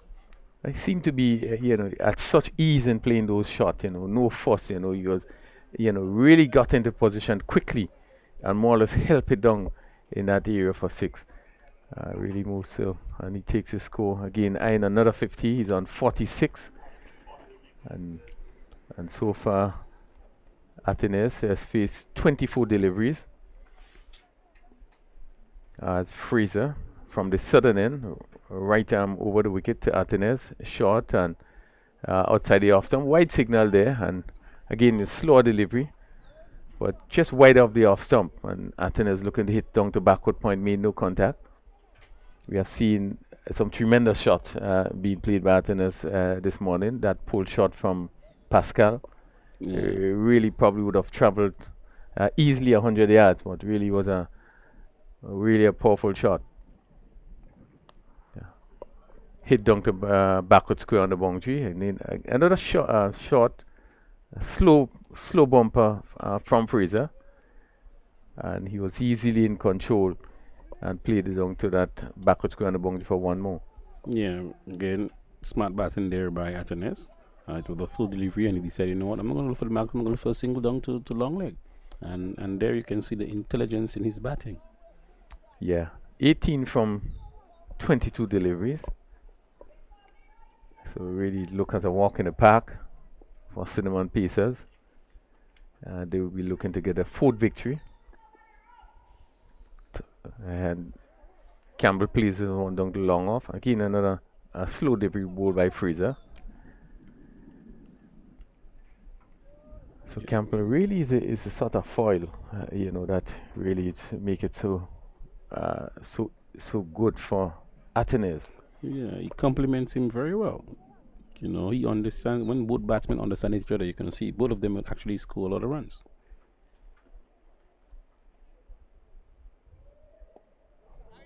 He steered this one to backward point. Again, you see that Fraser not bowling really quickly, but just looking to put it on the spot. Atenas equal to it and just push it out to that backward point. No attempt of a run. Yeah, Cinnamon Piece is actually ahead of the run rate, and Atenas can have time to just be selective in his shot making. Yeah, Cinnamon Piece are looking for the 3rd victory so far. 3 matches, 2 wins, 1 loss. Push on to mid wicket. The fielder comes off the boundary, so that's 1 more. Atenas takes him closer to another 50. He's 48. 27 deliveries.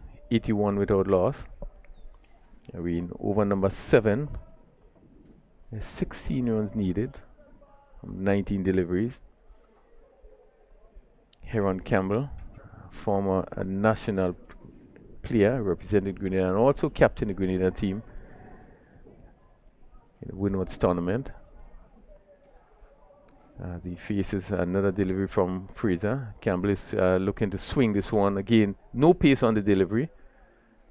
We the umpire signal there as it comes off the pad. So that concludes the 7th over. The score goes to 82 for no wicket, with Atenas on 48 from 27 deliveries and Heron Campbell on 29 from 15 deliveries. Very good batting there again by both Campbell and Antones. I think they actually made that total of actually 97 look like a walk in the park. Yeah, it certainly have been, and the confidence of these players, and both these players would have, have been doing well. Campbell, who probably would have been off cricket for a while, came back strongly, and within a few matches you are seeing the talent that he possesses. Yeah, the class and talent is there, and I'm happy to see Campbell back in the runs. So Campbell. So Edwards is coming for his second over. Larry Edwards, his first over went for 7 runs. And he's now coming around the wicket, ball to Campbell. Campbell is hitting down to long on, not getting hold of that. The fielder on the long on boundary. Over to his right, so that's one more to Campbell. Let's go move on to 83 with a loss. And we in over number 8. So Campbell, Heron Campbell, after 3 matches, 116 runs, top score 41. Alec Atenas now 228 in his fourth game, and he also had an highs of 78 not out. Really have been a good run. Average so far 114. Very good there by Atenas, as he continues his prolific run scoring. So he's eyeing another 50, and he's bowling. He's bowling there, Edwards. Atenas looking to swing and really swung across this one. Probably is one of the few bad shots that he played. Looking to take it up. Actually took the edge and came back onto the wicket. So he was looking to pull it somewhere over long on, and coming off the bottom edge goes onto the stump. And Larry Edwards pick up that very important wicket. Nevertheless, very good innings there by Atenas. Yet another good innings. He didn't like it to end that way, but we must say good batting there by Atenas. Yes, I will be disappointed he didn't get the 50, but really played another very good hand. I think he would have taken the team into a position of safety. Well, it's 14 runs in from 16 deliveries. We can see the bottom edge onto the stones by Atenas. Larry Edwards are actually happy, to get a big scalp as Alec Atenas. Yeah, very happy. Yeah. Actually, those are the 2 overseas players. Atenas from Dominica, Edwards from St. Lucia. Both players playing for the Windward Volcanoes, and both players would have represented West Indies at the under 19 level. So they would know each other very well. So we saw the happiness in Edwards when he got that wicket.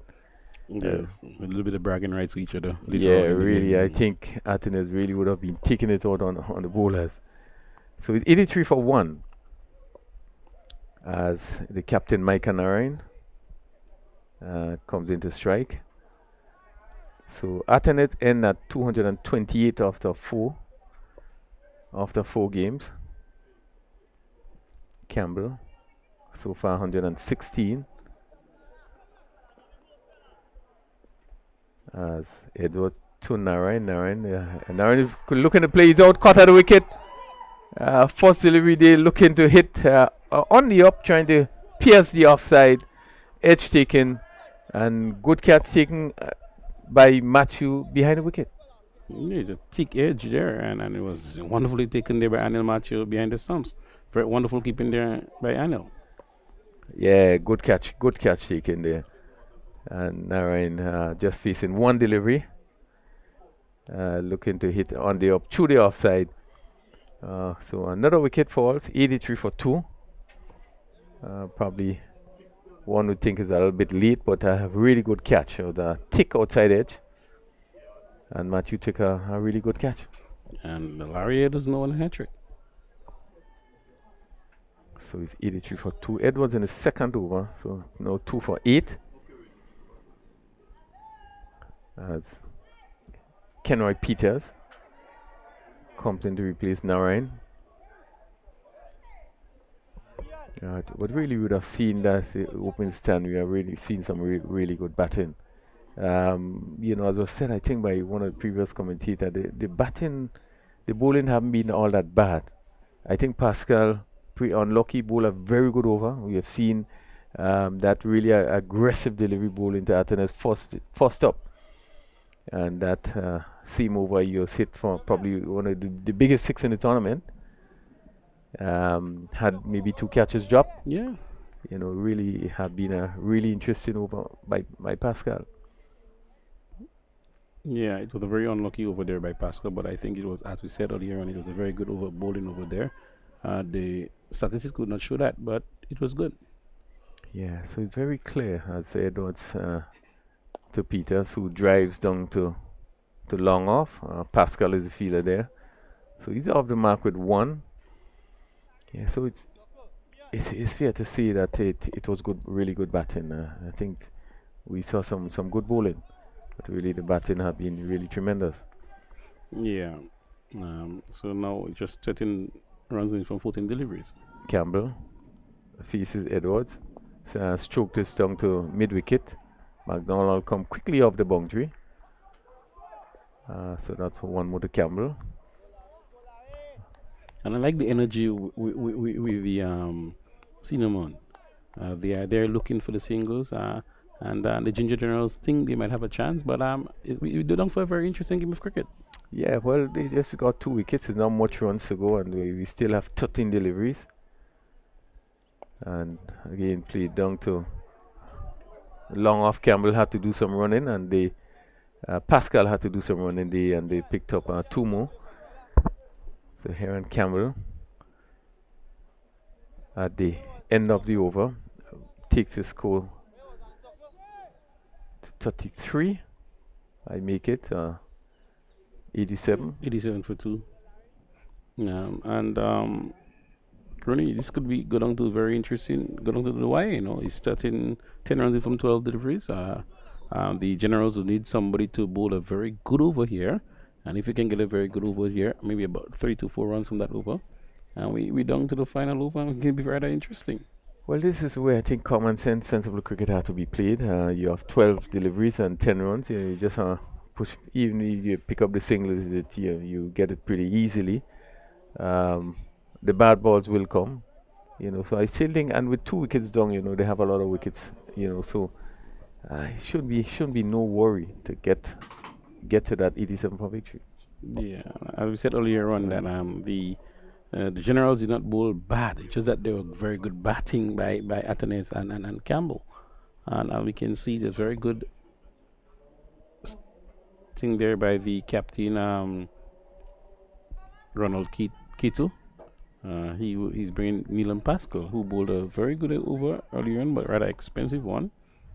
But he's back there for the penultimate over. Yeah, well, most experienced bowler in Neelam Pascal.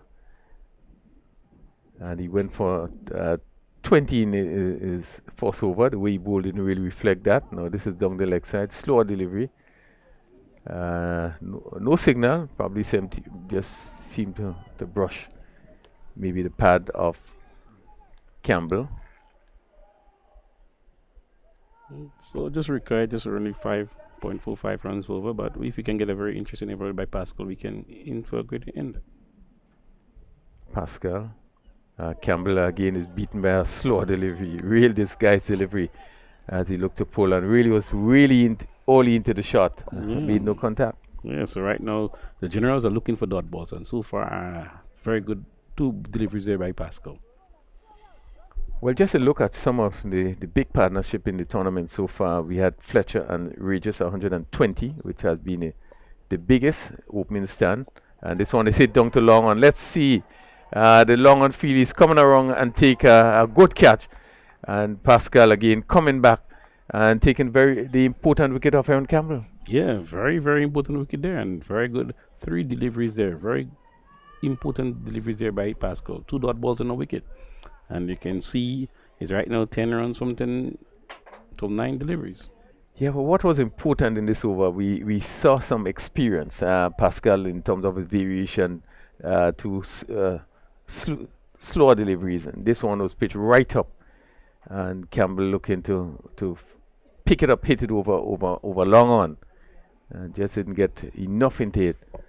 And the catch was taken on the boundary by Roland Keto. So we were looking for a very good over there, and so far Pascal did not disappoint. And we have the Kyron Andrew, a very good talented batsman, comes in. So Pascal is going to bowl to Andrew, 87 for 3. And again, this one is down the leg side again.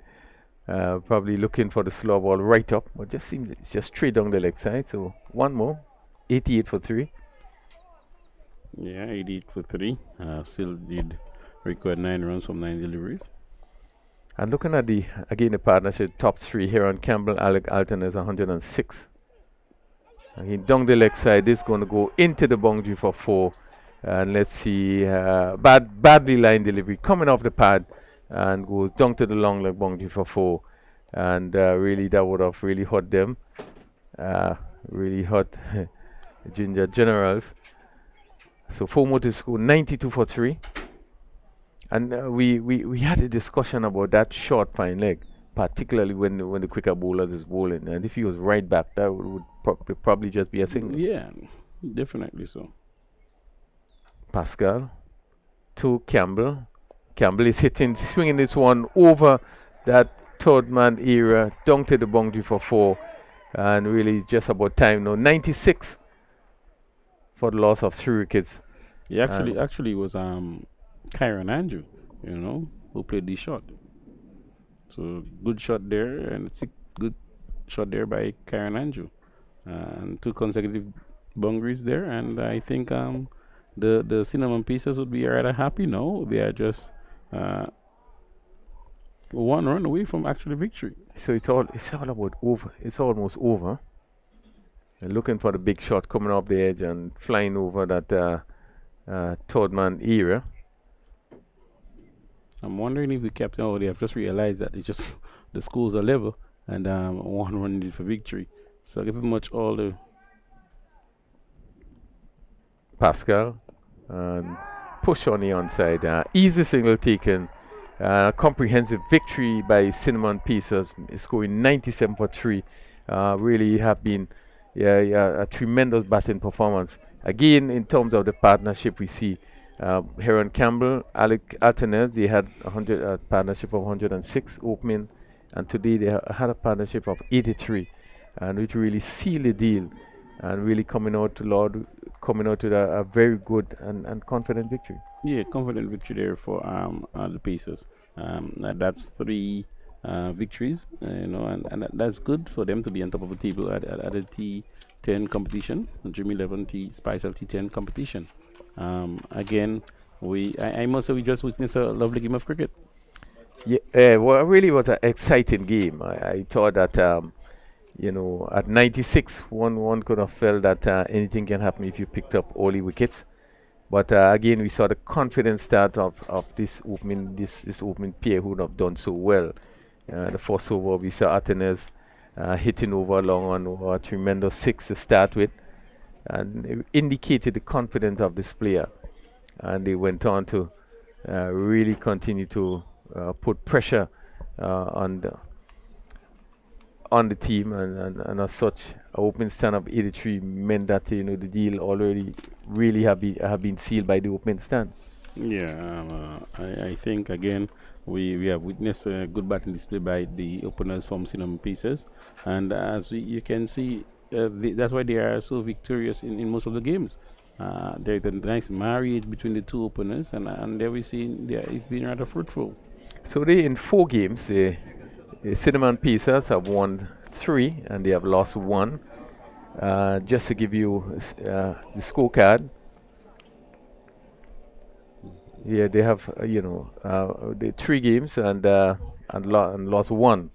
They would feel a confident team going forward. I think when you look at the makeup of the team, I think the opening pair they has in Campbell and Atenes are players that they really could feel confident about. They have been doing very well in terms of scoring, and if you could have, your opening stand, which is partners which have been doing well, it all goes well most of the time for a good batting display.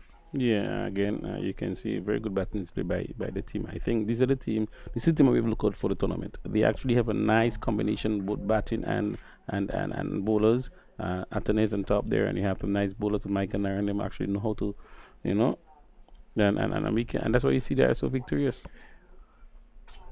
So Cinnamon Pacers needed 97 for victory. Alec Atenas, he was bowled by Larry Edwards for 48. He received 28 deliveries, 33 minutes, 5 fours and 3 sixes. Most of those 3 sixes were, particularly 2 of those sixes, were really excellent shots, and we see the timing. That shot really over long on for 6. The first over, I thought it was really, really good timing, and then the shot of Neil and Pascal, that pull shot, Yeah. really was a tremendous shot and really traveled a far distance. Yeah, I mean, somebody say that is the shot of the tournament. Well, he have played so many shots in this tournament that it's so difficult to judge which is his shot of the tournament, but really have been an excellent shot. So he went for 48. Heron Campbell was caught by Keto, bowled Neil and Pascal for 31. He faced 20 deliveries and he hit 2 fours and 2 sixes. Micah Naran was caught at the wicket of Edward, no score. Peters not out 3. Kenroy Anju, Kyron Anju, who not out 5, hit the winning boundary. And the score 97 for 3. Nicholas Redder had 1 over, no maiden, 13 runs, no wicket. Larry Edwards 2 overs for 12 runs, and he picked up 2 wickets. Neilon Pascal, interesting, 2 overs, no maiden, 26 runs, 1 wicket.